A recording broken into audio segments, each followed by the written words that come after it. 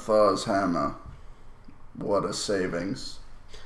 Hello, TBD family. It is with heavy hearts that we begin this podcast in honor, celebration, and dedication to the late, great Alan Rickman. Also known as Lazarus? Yeah, Dr. Lazarus. Yeah, Dr. Lazarus, a motherfucking in Galaxy Quest. He was actually supposed to be knighted in the original... The character was supposed to be knighted in the original thing. And he was like, this really doesn't fit with what the character is, guys. Like, yeah. Like, I know I'm British and that's part of the joke, but like, no. Well, so they took it out. It isn't quite all the way to, like Sir Patrick Stewart, but that's again TNG as opposed to and also I mean captain versus an underling. I mean there's difference in hierarchy. No, that's places. True. Well, and he's kind of filling the Spock role, which I always enjoyed because that was a problem that Spock had, is that Spock has mostly done legitimate theater. I'd say Spock.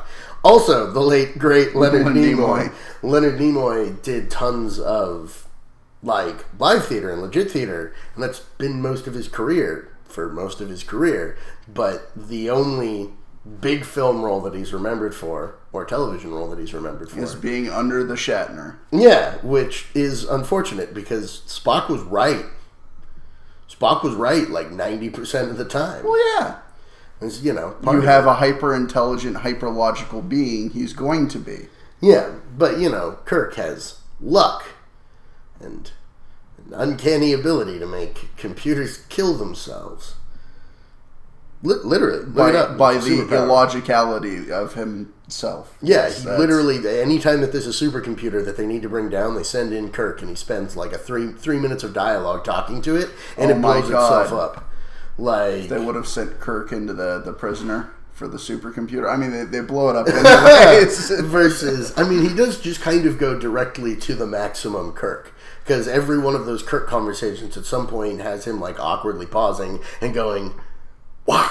And, it seems which to me is, of course, the ultimate question. Yeah, well, for man, insoluble. For man or machine. Thank you, Patrick McGowan, for that wide-spreading statement about the nature of reality. Who is also dead. My God, everybody's just dropping. Please, Mr. Stewart, stick with us, Mr. Stewart. You're getting late, Mr. Stewart. Help me, Obi-Wan Patrick Stewart. You're my only hope. General Stewart. Never mind. There's way too many jokes that we can go with in here. But going back to the man of the hour, or week, I guess, Alan Rickman. Considering we've lost so many kind of iconic arts people in the last, like, one a week for several weeks now. The past, 5 to 10 years hadn't been that bad for me. Like, I know a lot of people have been, losing iconic celebrities or actors or musicians that they looked up to. But I'd lost, Maurice Sendak, Dio, and Robin Williams. And then in the span of 3 weeks, people that I've looked up to and admired, we lose Lemmy, we lose Bowie, we lose Alan. Yeah. And it's like, God damn it. All three of those were big ones for me as well. And the thing about Alan Rickman, of course, with it, is that he started acting so late. I think he was 28 or 29 when he began. That, I mean, considering the amount of a catalog he racked up, his filmography is actually quite large. It's awesome. I mean, he got on that Harry Potter train, and the Harry Potter train did not stop. No. But, I mean, he also has, he did a ton of other stuff before, during, and after, which is what I've always liked about him. He's had always a broad range. I was speaking more to the Harry Potter world or niche, adding so much to his filmography in terms of volume. That's true. But I mean, I still think he's been in probably 40 or 50 film roles. Yeah, and considering that he only had, a 40-year career, max, that's solid, considering that he's been a lead in virtually everything he's been in. Well, and in addition to that, I mean, he was doing theater as well, which is, that's different from, contributing to the whole filmography and everything. And, I brought up Harry Potter, but I mostly remember him from, Dogma and Perfume and Galaxy Quest. Yeah. Which that for me is I never cared for the Harry Potter films. I love the books. The movies all disappointed the ever-loving shit out of me. And once I got to the 5th movie that ended with that just miserable, anemic, limpid, just flaccid duel between Dumbledore and Voldemort, where they both kind of awkwardly wiggled while their wands were connected in Priori Incantatem, which doesn't make any sense that they had Priori Incantatem going on, which they did fucking stupid and violating the rules of the universe. Again, I'm sorry, I'm a rules Nazi. But like, I got to the end of that movie and I was like, well, I'm not watching the rest of these, and I haven't broken that. And you know, Alan Rickman did a decent job, but Snape doesn't get the screen time in those early films, even that he gets in the book. And it's not until in the books, and it's not until the later books that the Snape character really shines, where you get so much of that depth. Right. You start to understand, oh, hey, he's not an asshole. Everything he did was for a reason. He is an asshole. But everything he did is for a reason, and he's one of the good guys. He's not just an asshole. Yes. There we go. No, there's depth to this asshole. And... Jesus, Cat. For the audience, we just had... I was just molested. Yeah, a Supermaning across the room cat event. That was actually quite remarkable. It was an insane amount of air for her. But yeah, because of that, I'm the same way. He is not Snape to me. He's all of these other people. He is his character in Galaxy Quest, his character in Perfume. I'm glad you brought that one up, because that's, for me, like the quintessential Alan Rickman role. And in Dogma, which is, again, another one of my absolute favorite movies of all time. And so those roles are the ones that stand out to me. Even, you know, roles like the miserable, awful, just repeated train wreck that is Robin Hood, Prince of Thieves. Just train wrecks over and over and over and over. My God. Have you seen that? I have, like, once. Oh, man. Yeah, there's... I watched it, like, almost daily for a solid, like, 3 months. Why? That shit is hysterical. And it's got Mike McShane, who's, like, a truly phenomenal improv comedian. Okay. Playing Friar Tuck. And it was a total fucking waste of his abilities. But, like, dude, like, that movie is so unbelievably bad. It's comical. I'll definitely give it a rewatch. I mean, definitely the things in the Rickman verse that I'm most aware are the three that I mentioned, because they're the ones that I've gone back to the well so many times. I mean, Dogma, I don't know if it's my favorite Kevin Smith film or the funniest Kevin Smith film, but I think it's the best crafted Kevin Smith film. I definitely agree with you. I can't speak to the funniest. It is definitely my favorite, and I definitely think it is the best crafted. I find it hysterically funny. Oh, but again, I also haven't seen the whole Kevin Smith catalog. And, of course, Dogma is directly succeeded in my list of favorite Kevin Smith films with Red State. Right. Which is weird, because it's definitely the opposite direction. Yeah, it's the opposite end of his catalog. I keep saying catalog. I don't know why I'm saying that. I think I may have been the one that said catalog. Well, you said it about Bowie, and that makes sense. That's the term for your collection of catalog of albums over the course of your career. But you know, I think that part of what gave Dogma its togetherness was the quality of the cast and how tight everybody's performance is in it. And, like, definitely mad props go to Kevin Smith for the writing and for the directing, because all of that is peerless and is totally on point as well. But really, like, the casting in that film is so just superlative. Yeah, you can say what you want about, you know, Ben Affleck and Matt Damon, but as Bartleby and Loki in that film, they're great. Well, it's my favorite Ben Affleck performance that I've ever seen. I thought that he was absolutely flawless as Bartleby. And I like Matt Damon in lots of stuff. He's often similar flavors, but I thought that movie also gave him a chance to stretch a little bit. And the whole wonderful scene of them in the basement, or I guess it's the parking garage, arguing about, like, what the fuck was that? You sound like the fucking Morning Star. Was so well written and was so well acted that I was just like, oh man, like, that's the business.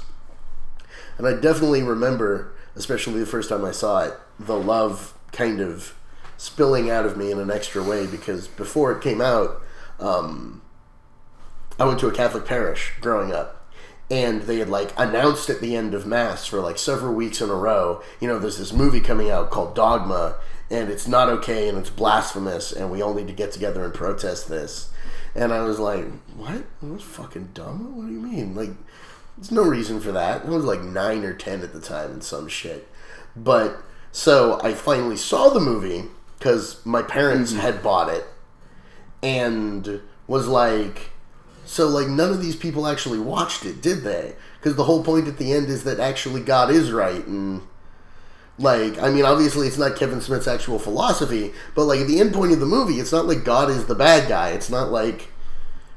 It's actually standing for all these things that the church wants to stand for. So I was like, why... It's stupidity. It's the same way the NAACP protested coonskin back in the 70s. Yeah, It was definitely something that was highly protested coming out by legitimate and illegitimate Christian groups. Yes. I mean, Westboro definitely protested the shit out of it.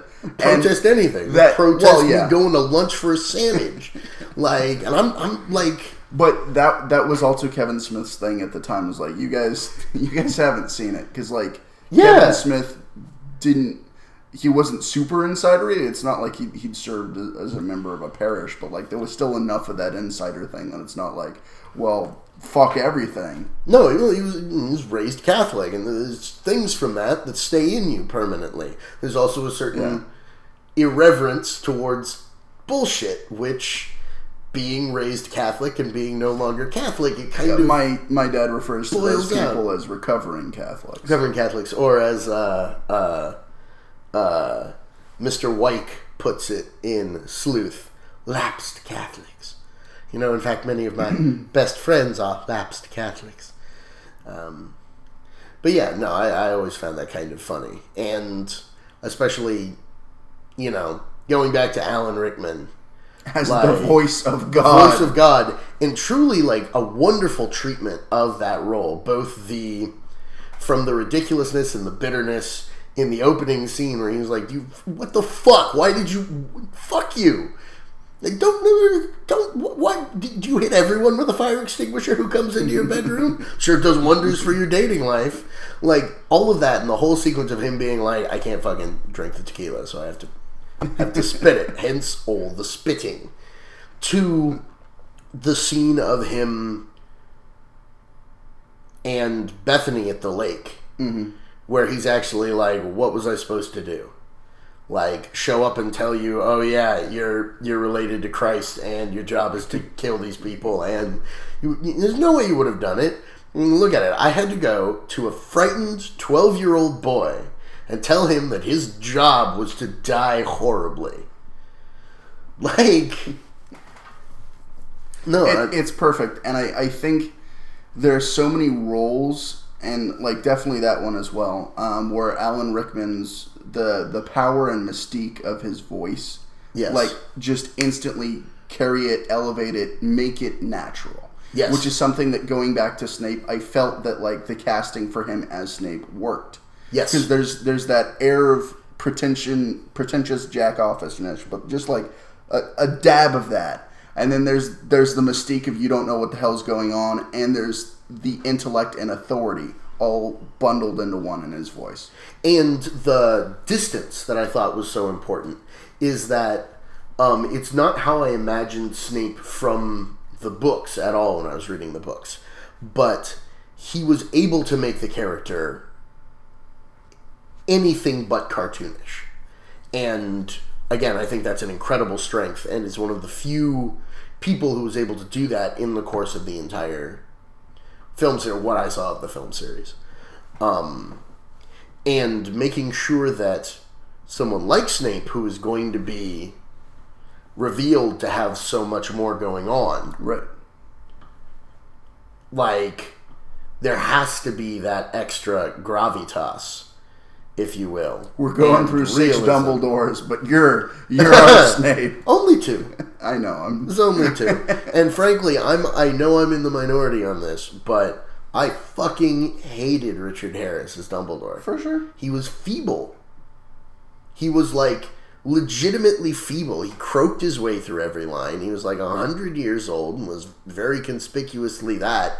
In the second film, there's footage of him being like, yeah, I need you to lead me around. I can't make it down this hallway alone, Harry. Oh. Like, there's scenes of him, like, obviously leaning on students and being like, oh god, I can't make it. Like, Dumbledore is described in the book as being obviously older because of the white hair and the huge beard and everything, but being sort of ageless and timeless. There's all of these scenes where, like, when it says Dumbledore looks old, it's major book events. Right. So you can't have geriatric McJackass. And, like, no hate to Richard Harris. Like, did some great work back in the day. He's never been my favorite, but he's done some great work. But, man, not Dumbledore. Just really not right for Dumbledore. Yeah, I only made it to the fourth or fifth movie as well, but for different reasons. And I don't remember having such a strong disdain for them that you necessarily did. But I mean, I saw them ages ago. Yeah. And the thing that I was going off of was the robot chicken Dumbledore joke. Yeah, where Tracy Morgan. Yeah. My own demon, Wandus Limpus, which prevents me from having meaningful relationships. Which, that whole sketch I thought was so on point. And I actually liked Michael Gambon as Dumbledore decently, but I didn't think he was a good overall choice. And there were a lot of his acting choices in it where I'm like, Michael Gambon, this is not layer cake. Stop. Stop doing what you're doing. And it just doesn't work. It just doesn't work. There's so many problems with those movies. Only one of them I thought was passable was the third one.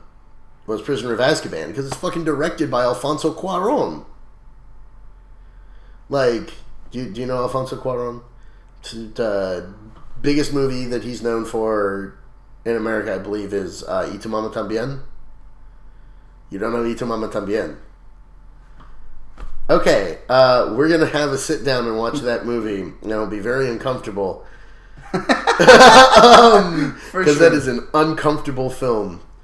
Unflinching view of this kind of wild flailing, trying to understand the vagaries of life and reality. Okay. As two late teenage friends go on a road trip with an older woman they meet randomly and do a ton of drugs with her as she takes them to a possibly imaginary beach somewhere in Mexico. So it is the perfect thing for two friends to sit down and watch. Oh, yeah. Like when I originally had the viewing of Red State, when there was the exact number of male friends in the room as there were in the friend circle in Red State. Oh, that's beautiful. And I was just like, oh, God.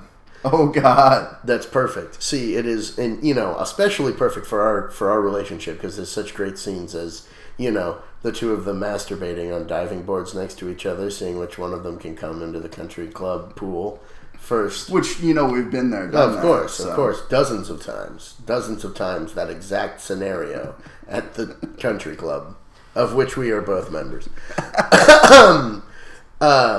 But yeah, Alfonso Cuarón directed it and specifically talked about the fact that he's like, everyone else in this movie seems to be set dressing, and Harry Potter is like the only character. We need to actually make other people feel real. We're going to flesh out Ron and Hermione, and produced it, and my God, there were 3 actual characters at the core of the movie, and they interacted with each other. Yeah, like, I thought the third one was totally on point. Sorry, this has gone way afield. It's fine. I think the other thing, too, is, like, how long the movies took to come out, and, like, the casting of the characters when they were first brought on board.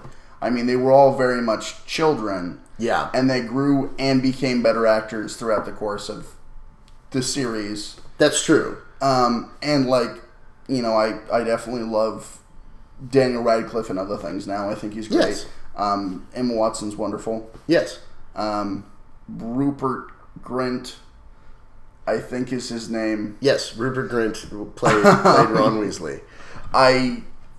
hadn't really seen him in anything else until I watched CBGB last night, which has Alan Rickman in it, and Rupert Grint is one of the dead boys in CBGB, which I thought was interesting just to have them be very different characters, but like in the movie Alan together. Rickman and Rupert Grint together again. I have to say I'm not familiar with CBGB. For sure. I mean, I know that it's like fashion brand, like CBGB, Max Azria, or whatever that is. It's actually a semi-historical documentary piece, but it's definitely more like comedic and dramatic. Like, these things happen, blah, blah, blah, blah, blah. Okay. It's not shot documentary style. I'm coming back from what I was saying. It's a historical, it's a film historically Right. documenting things that happened. Right. Somewhat as they did, but probably more dramatized. Right.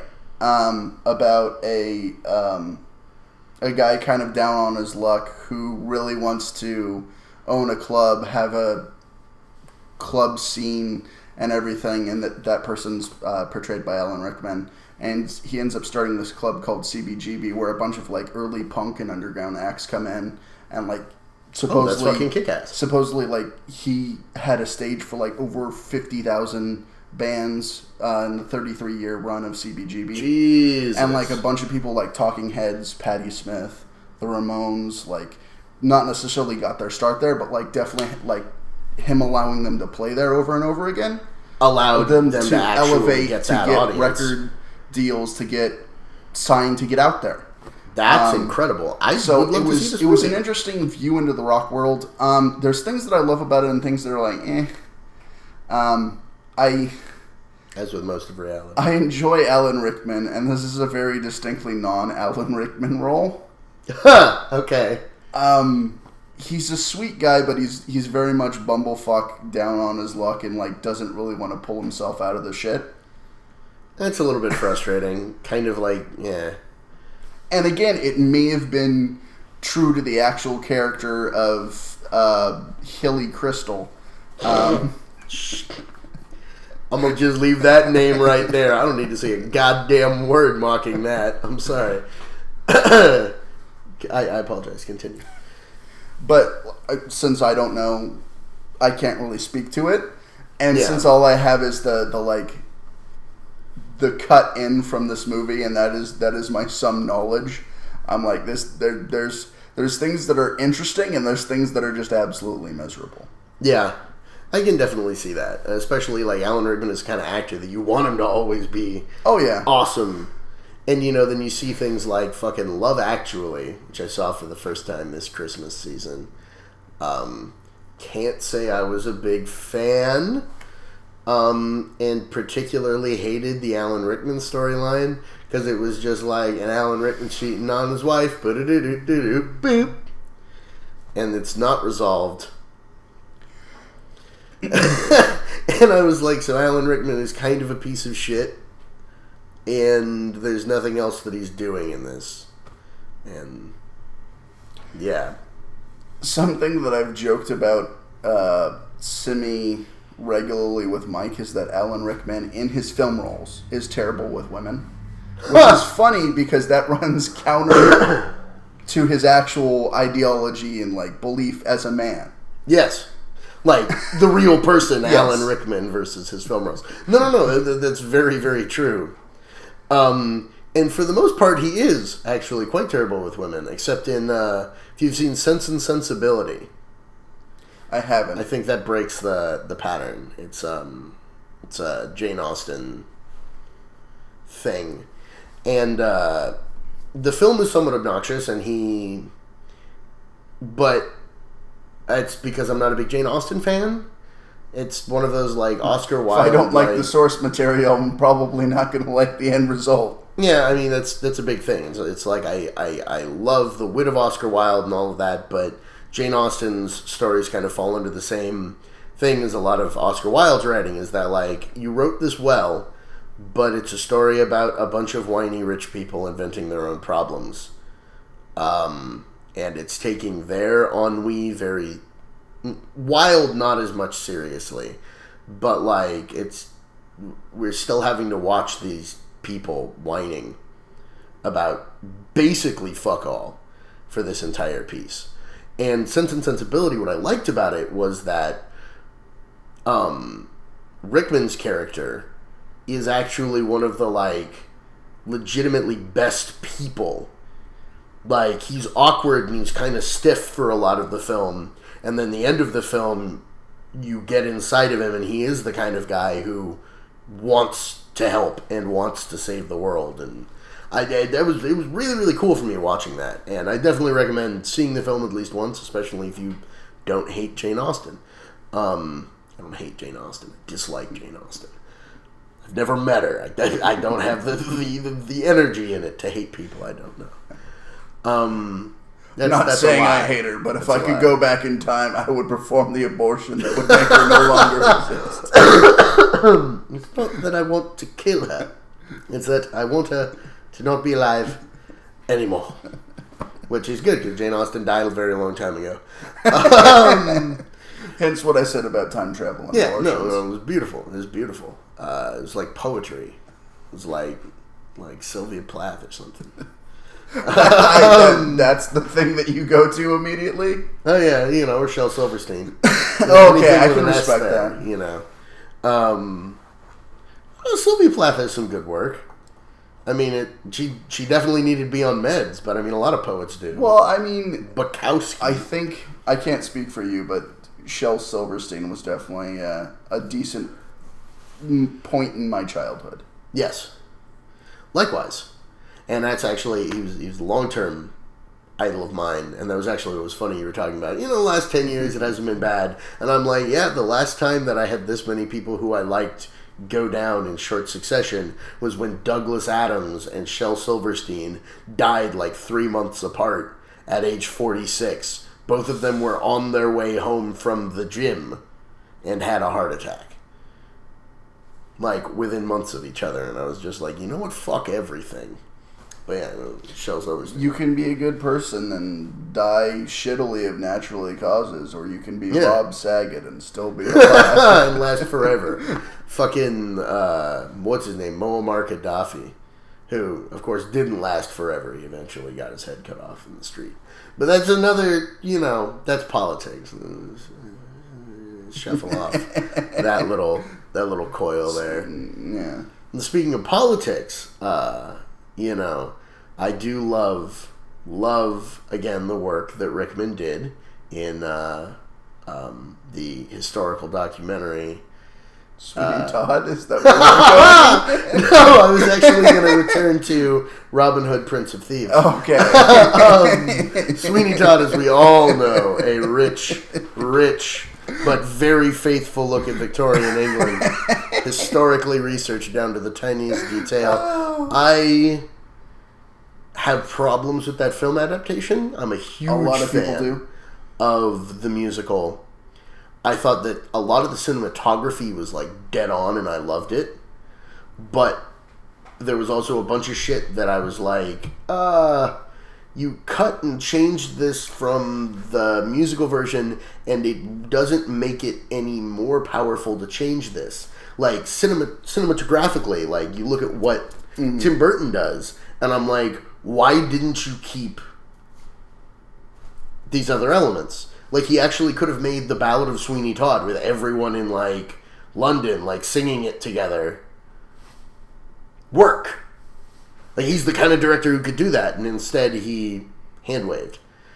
And I was like, grumble, grumble, grumble. I also, I know Sondheim cut it, but I totally wanted them to leave in the scene of the judge self-flagellating and, like, masturbating and, like, singing about how much he wants to fuck Joanna. God, as with Alan Rickman doing that shit, like, because when they released the film, and I was like, okay, this is probably gonna suck, but if they keep Deliver Me in this, I'm gonna be so down. And they didn't. And I know Sondheim cut it, like, it was in the first run of the musical, and then after that, Sondheim was like, I was wrong, I didn't need that scene, and cut it. I still think it's better with. I mean, yeah, it's awkward and weird, but there's also hints to it throughout the entire fucking thing. Oh, yeah. Like, ooh, you better not look at her. And it's more than, I mean, he's gonna try and marry her, like, Mary. And that's Do you consent to this? Consent is really not necessary. It's 19th century England, motherfucker. You don't. And I am the law. Yeah, it's beyond bad.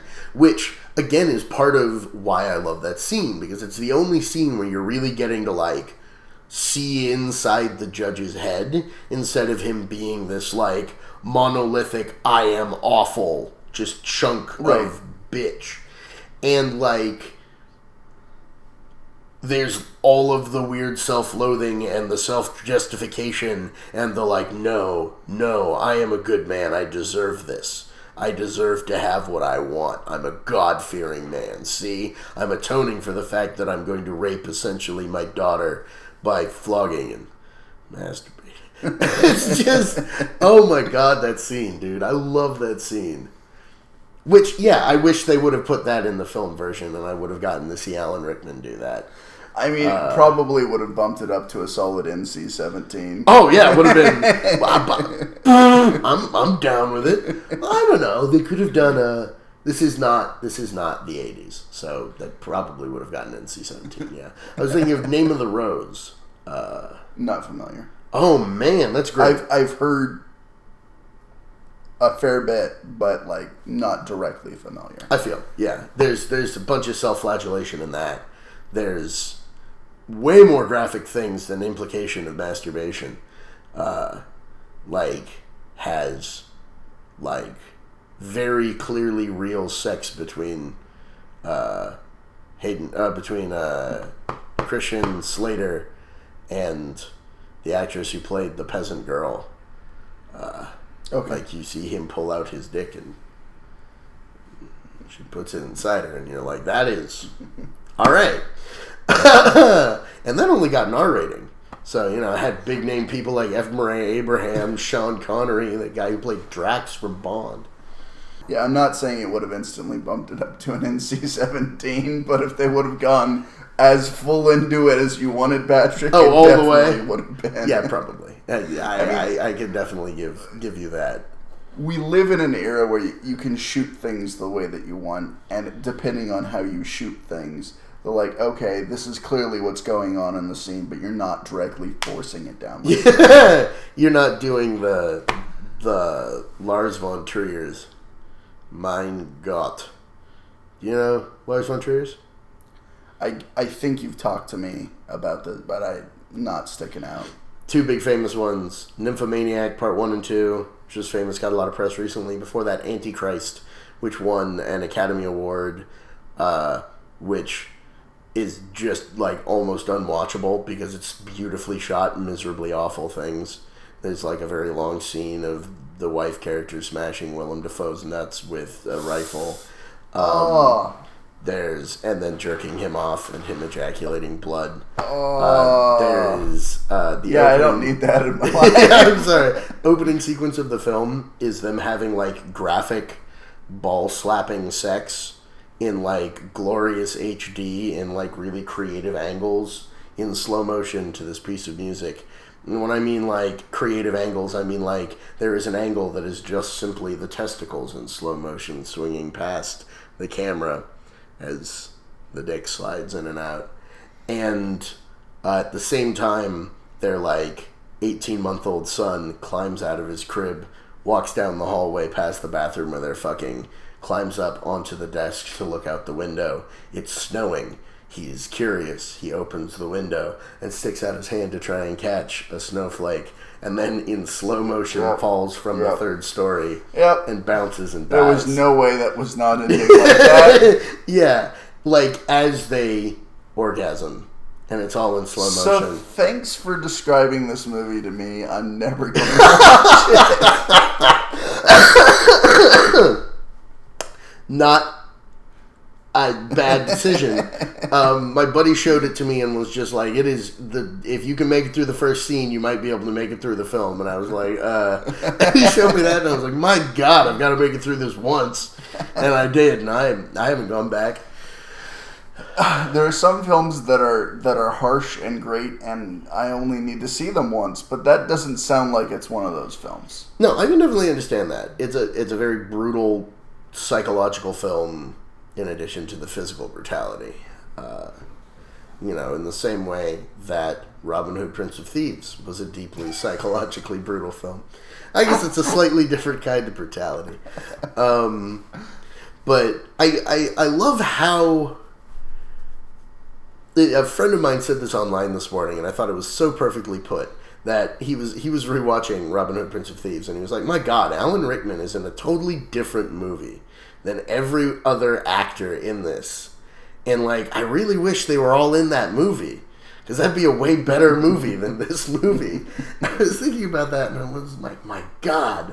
I'd love to actually see a movie where Alan Rickman is just the, demon-worshipping, medieval lawman terrorizing the countryside, as the antagonist, and have, let's abandon the whole Robin Hood mythos thing. Oh, man, that would have been beautiful. I'm sorry, that's a totally random flight. I mean, I'm totally down for that, but we all know that's physically impossible now. Unless we either go back in time, like I suggested earlier, to a world where Rickman still exists, or we get really intense with the editing and just make it work without him actually being there. Cut it together from numerous other clips of his career. Kind of a la the Family Guy interview with Dustin Hoffman. Give me Peter Pan! They just have the cuts of him from different movies for whatever the line is. I'd watch that. I'd watch a movie where they just did that with Alan Rickman for Alan Rickman's entire career. Oh, man. It's just sad. Because you come back to a movie like Galaxy Quest, which is another just truly well-crafted film. And the wonderful comedy that he's able to bring out in that character. And especially from an actor who spent most of his career doing very not comedic things. Mm-hmm.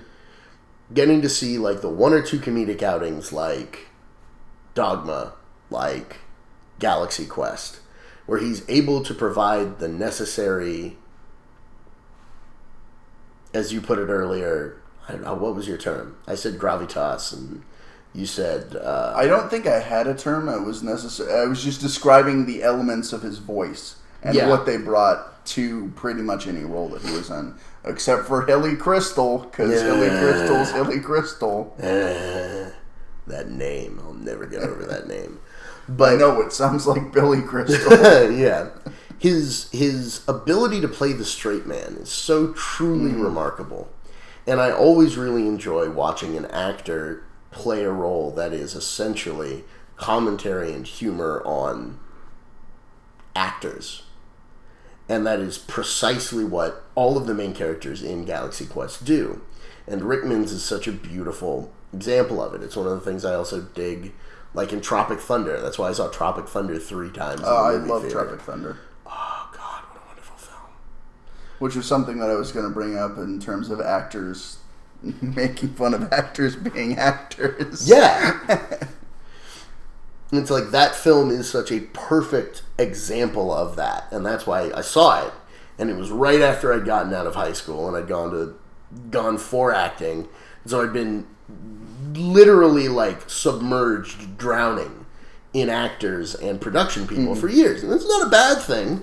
There's lots of nice actors, There are also a lot of terrible ones. But the beauty of the film was that they were able to so perfectly treat both the production people and the actors. And every single person you go, I've met that guy.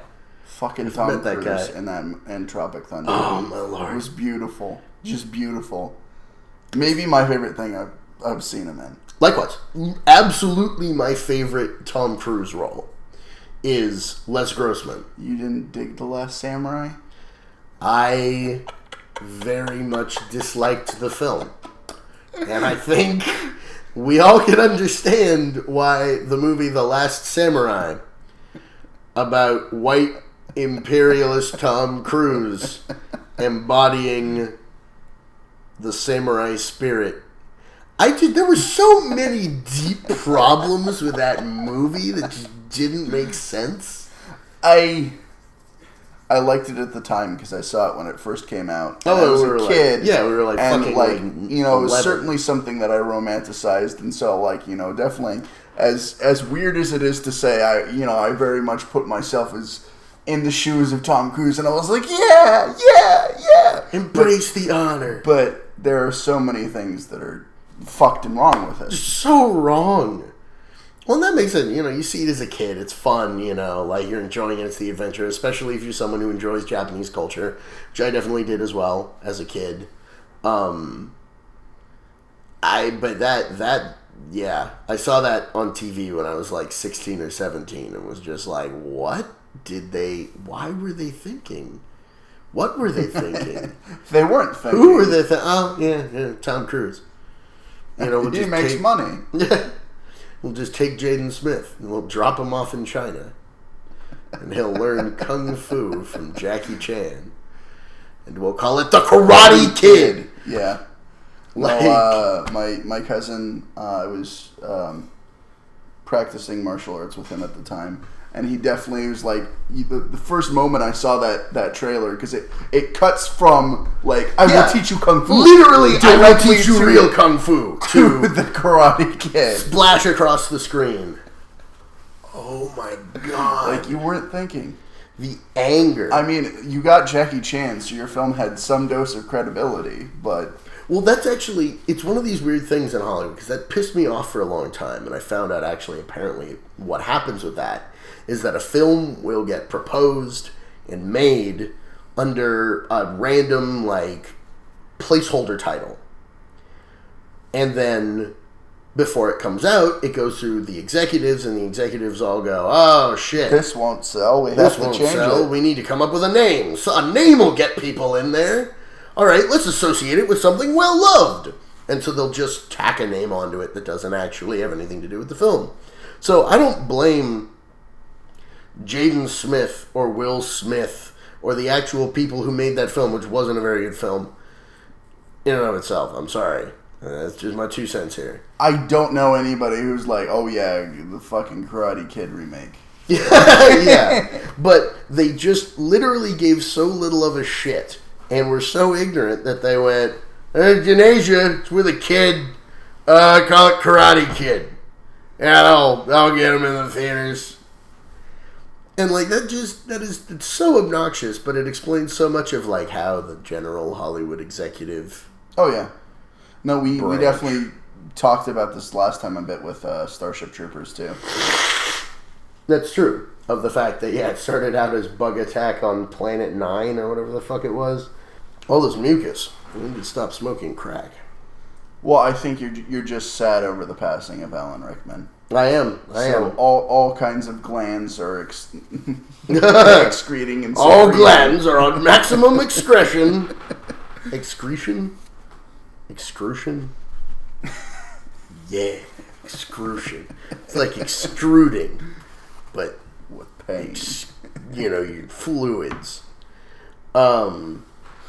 Which just makes me think of the Golgotha. I'm sorry, it's a no, I tie through there. It's wonderful, unignorable.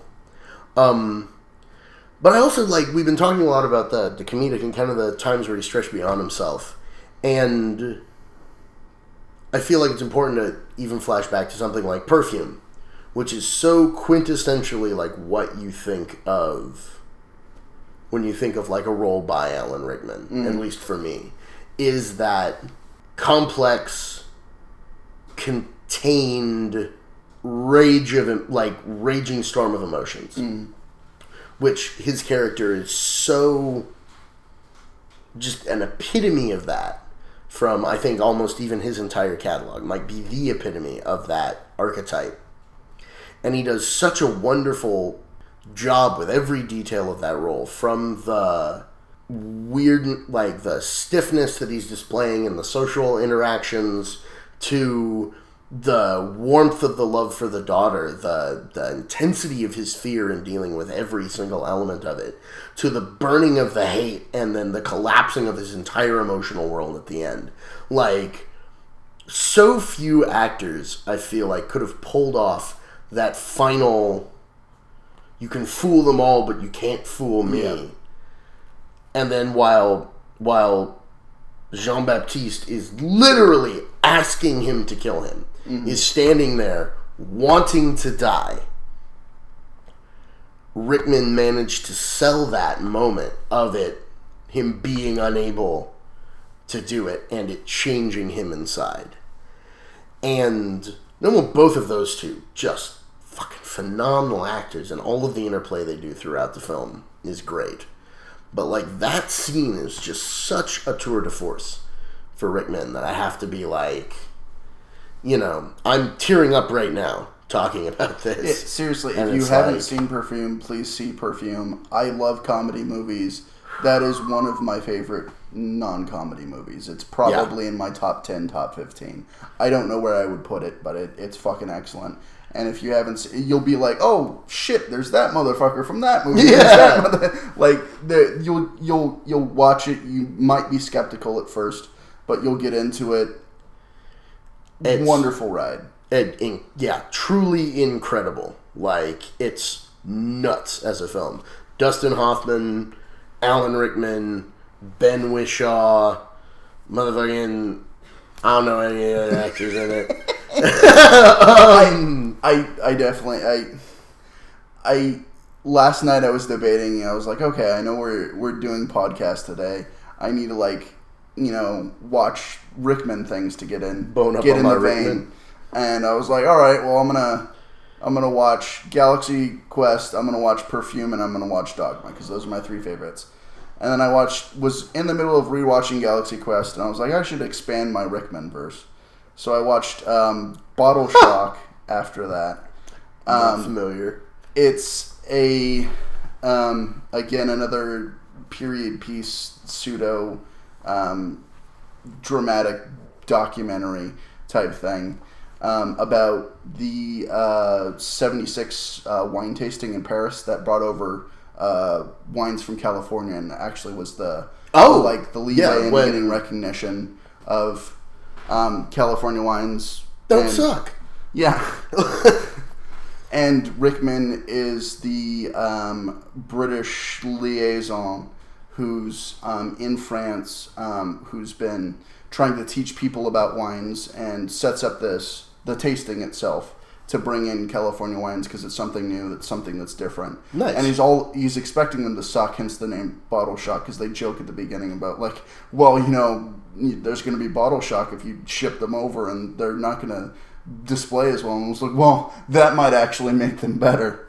And then like, oh my god, this actually doesn't suck ass. Yeah, but anyways, he goes over and he's meeting different vintners, trying different wines, and there's the story of the specific winery who ends up winning the competition that's from California. And there was this actor, and I just kept looking at his face for the first 10, 15 minutes. I was like, who the fuck is that? Like, I've seen this guy before. I know who he is. Like, yeah. I don't know who the hell it is right now. I went to IMDb and I was like, it's Chris Pine. It's fucking Chris Pine. Like, I don't know why. For whatever reason, I recognize Chris Pine's face instantly. I just never remember his goddamn name. Well, I mean, it makes sense, because the only fucking famous things he's really done, like big, huge name things right now, are the Shudder new Star Trek films as Almost Kirk, and the film version of Into the Woods, which was another Sondheim adaptation, which I thought was better than Sweeney Todd. It still had his whatever. Sorry, that's way too big of a sideline. So yeah, I mean, it kind of makes sense that like you don't immediately see him and go Chris Pine, like, but you see his face and you're like, that motherfucker, bitch. I just want to punch him and I don't know why. Yeah, a little bit. I mean, he does a good job. He also plays the part of the reason I couldn't fully get into Bottle Shock was because of his character. And again, I mean, I don't. It's obviously a dramatization of things that actually happen. I don't have explicit knowledge of the character that it's based on, but he's just such a jackass. He's like a violent pseudo hippie, and what? Yeah, he's They refer to him as a hippie. He looks grungy throughout the film. He's constantly picking fights with people. Like, he's boxing with his dad. Shit like that. I'm like, there's a lot of things that don't make sense about this character, but okay. He's a hippie who beats people. Charles Manson style. Like, wait, what? Yeah, that's obnoxious. And that's, again, you don't need to know that, you don't need to have knowledge of the source character to be like, I don't like this guy. It's like... No, it's true, but, like, the difference there is, like, I can't say he did a good or a bad job necessarily because I don't know. I'm just like, this guy's a jackass. I don't know if he's supposed to be a jackass, if this is directional, if this is script, or if this is Chris Pine being a jackass. Yeah. Well, he plays a lot of jackasses. It's the one thing. I haven't seen him do anything that isn't pure jackassery, because I've seen him do Kirk. And I've seen him do the Prince in Into the Woods. And I don't know how familiar you are with the musical Into the Woods. But I think I've seen one production of it. Yeah. The Prince's character is legitimately Prince Charming, but carrying that to its logical extension. He's bored, he's rich, he's way far up his own ass. Right. And he's Chris Pine. His entire role is, well, here's an interesting woman that I have to go through a challenge to fuck. I've fucked her. Where's the next interesting woman? I don't care that I married that last one. I need a new challenge. Haha, new challenge. And I'm going to fuck this new woman. That's literally the Prince's role. And Pine did a fantastic job of being that worthless schmuck.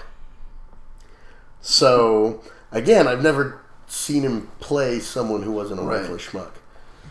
Back to that point in character or actors portraying actors in a role and everything. With Galaxy Quest, Tim Allen, Sigourney Weaver, I thought were especially like, you guys are playing highly fictionalized versions of yourselves, basically. Oh, yes, very much so. Which was funny to me. And again, they had the good humor to do it. Right. And I've always appreciated actors who are willing to have that kind of good humor. Well, especially with Sigourney Weaver and her character in Galaxy Quest, I can see, like, God damn it, like, this is a thing that's happened. It's been happening to me, and I'm sick of elements of this. Yes. Like, I think it moves a little bit beyond the good humor to, like, okay, I'll do this. It makes an interesting point, and hopefully somebody pays attention to it. And please stop saying this to me. Like, please don't do that. Oh, don't do that specific thing. No, and that's a very good point as well, that there is a certain degree of that. As opposed to, say, Tropic Thunder, where you have it purely being a poking fun. Even if all of the actors at the end of the day turn out to be good people. You know, like, it is literally like, have the good humor to deal with. Oh, yeah. This mockery. And again, mockery. Jack Black played himself, so. Yes. That was purely a mockery of Jack Black if Jack Black was addicted to heroin. He is. Yeah. I choose not to say that on this podcast because, I don't know, I'm not slandering anyone. And, you know, I still maintain dreams of good relationship with that's D, right. You're a Tenacious D fan. I am. Well, no, it's also, I was in a show for a long time with a dude who was the technical director for that show and was part of Actors Gang way back in the day and knew Jack and Kyle from Actors Gang and whose best friend for like 2 decades has been Lee from Tenacious D. And so, I mean, I know that it's a long shot, but on the off chance that, you know, Jack Black listens to this and is like, man, I'm not on heroin, he's not going to care. What the fuck am I talking about? And Jack Black might be on heroin. It doesn't really matter. Anyway. Hey, Kyle Gass, you signed my ass one time. Haha, remember me? Haha. Sorry. I mean, I'm not disparaging Jack Black. There's certainly been times when he's been there for me. Yeah. But, like, there was a certain breaking point where I was just like, I can't deal with more Jack Black. And I just had to go cold turkey on that Jack Black for a few months. I agree. There's definitely some work that Jack Black has done which I like more than other work, and there's a lot of it that's been kind of repeating the same role, kind of the same way that Eddie Murphy got stuck playing Donkey from Shrek for like 15 years. And, you know, I don't hold that necessarily against Jack. It's a paycheck. But yeah, there's a lot of shit with Jack Black that I've been like, I have no urge to watch that, and I'm going to walk past that. Gulliver's Travels. The fucking Goosebumps movie that came out last October looked awful. I'm unfamiliar with what you're speaking of. It looked awful. I'm unfamiliar with what you're speaking of. You've eliminated it from your conscious. I have seen no thing. I don't know. There weren't ads. There was no discussion. I don't know. Safe place. Safe place. I take it Goosebumps was part of your childhood. Yes. I wasn't ever a big fan. Okay. Because I didn't develop my thick skin in terms of media until I was a teenager. So as a kid, like, ideas were really fucking intense for me. So I saw the cover of a Goosebumps book, and it made me nauseated whenever I tried to eat chicken for the next, 6 months. That's horrible. Because I'm sorry. The chicken looked like human flesh from the cover of this book. So again, when I was a kid, I had the thinnest fucking skin for images and ideas, and that's why I didn't develop that until I was a teenager. And then I aggressively was like, I am going to pursue all of the weird, crazy shit because I can handle it now, and I'm gonna handle it. God damn it! And that's why I watch movies like Antichrist. But yeah. So not because you should, but because you can. And after all, what is the point of this power if I don't use it? I mean, little column A, little column B, little column look upon me, my works, ye mighty, in despair. Haha, I am not scared by you, Ozymandias. But there's that kind of feel with it for me. And I had a ton of friends who loved Goosebumps. And it's one of those things where, okay, you're going to take an episodic, weird, juvenile horror series and turn it into a film. It was like when they brought out The Haunted Mansion. There's no way it's going to be good. It would be like, we're making an Animorphs movie. Not even, because Animorphs was at least a progressive storyline. It's like, what's something else that's random stories that have to do with absolutely none of the same people? I can't even think of an analog. It's. I don't know if that picked up out there. Probably didn't, but we can repeat, Alex. Yeah. Evidently scary stories to tell in the dark, which they're also making into a movie. But that one's Guillermo del Toro, and I trust that he's going to actually have it be vignettes that are separate from each other, or figure out a way to have them cross paths, but not jerk off into a central basin of fuck. Which I kind of feel like the Goosebumps film, I didn't know it had come out, which is awesome because, I've been able to ignore it that completely. Which I feel like is going to be a lot of what that was. Yeah, I mean, I don't know that it's on DVD yet, but it definitely already did its theater run. Okay, good. Which was short, I hope. I don't keep track of these things. Was Jack Black in it? Yeah, Jack Black was in it. Hence the connection. Tangent. Yeah. Well, I mean, I truly don't think he can go much lower than Gulliver's Travels. So, I mean, I definitely understand the paycheck, but I mean, I've stopped watching. I'd like to see him do more stuff stretching himself. For all of its flaws, the Peter Jackson King Kong. Huh. Because I thought he did a great job in that, and I don't remember him doing that great of a job in that, but it's been, again, years since that was definitely another, one and done. And it's not it was a movie that was too harsh to watch. It was just I didn't enjoy this, and I don't need to go back to the well. Yeah, no. Understandable. I saw it the first time on a date at the movie theater, so I was able to tune out of the kind of long sequences that should have been cut and, fool about Hey. Which probably helped your enjoyment of the film. Oh, it was great. It totally helped my enjoyment of the There's film. There's so much tits in this movie. Oh my god. Well, because then I went back and rewatched it separately and was like, oh man, they really needed to cut a lot of this film. It's a good thing that I had someone to make out with. All right, cool. But then, rewatching it more recently, I definitely feel like those parts should have been cut. But certain parts of it from my initial impression, like Jack Black's performance, I still think were very strong. Especially for what they were and what he was portraying in the film. It was an opportunity to see Jack Black not be a human cartoon. And he's very impressive at being a human cartoon. But you can only do that so many times before it's like you are still being the same cartoon. You've changed the accent, you've changed your hair, and you're the same cartoon. For sure. Well, maybe I'll go back and look at it in a different light.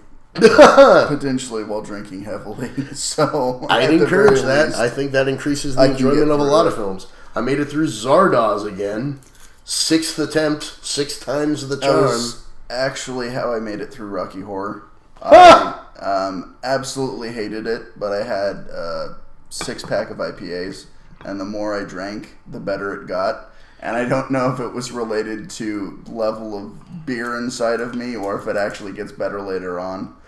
It's something that I don't strongly feel the need to see again. I know the cult following, and if you go and see it with a bunch of people, it's a different experience. Yeah. And maybe I'll do that once, but I honestly have zero urge to. It's funny.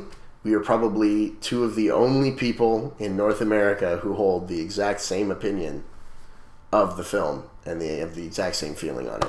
I haven't gone and done the group Rocky Horror. I've heard it's an amazing experience. There is something to be said for a whole group of people all having that energy together. Right. That's awesome. That's a lot of fun. I've enjoyed a lot of things that I don't otherwise enjoy. My ex-girlfriend showed me Rocky Horror, and I sat through it, and the songs were really cleverly written, and there's some really good vocal performances, but on the whole, I fucking hated it. And I was like, if you had done... That was a high five, by the way, for all you listeners at home. Who now hate us. Yeah, of course. There were so many parts of that film where I was like, okay, you're trying to be coherent, but you're on too much cocaine. You either need to go full cocaine incoherent or not do cocaine before the scene. Come on, meow. And I also just have a personal thing where I strongly dislike... I've talked about it on here before. Plot lines involving infidelity. Right. And literally the core of the film is rampant infidelity. And I get that the idea is about sexually freeing yourself and, being willing to explore other things that you've never explored before sexually and the whole 9 yards. But, there's lots of other ways to do that instead of by... cheating on your significant other. I'm all for polyamory. The hell yeah, I'm all for experimentation. I'm all for whatever kind of sexual expression you want to do. Whatever floats your boat. But don't do it in a shitty way, please. And the fact that both of them are being shitty doesn't make either of their actions less shitty. Because they don't know that both of them are doing it. So yeah, I have some deep issues with the film as well. And that's... Fair enough. We were originally here to talk about the Rickman verse, and I realize we've strayed far and wide, and I think that's simply a coping mechanism to deal with the loss of such a great actor and a great person. I agree. I've been doing nonstop whiskey shots over here, all the way through it. Yeah, you offered me whiskey, and then the bottle was on the other side of the table, and I never sorry, got a glass. You want a shot? Yeah. Yeah, take a shot. To Monsieur Alan Rickman. Wherever you are... assuming that's not rotting in the ground somewhere, I salute you, and I wish that we get to see even more films from you delicious, delicious Hans Gruber. By Grabthar's hammer, by the sons of Warban, you shall be avenged! That's right, TBD is committed to fighting cancer. I don't know how, right. I don't know where, I don't know what, but we're gonna do it. Just gotta punch the tumors, man. You just punch the tumors until they're gone. I mean, that's like Gandhi said that, right?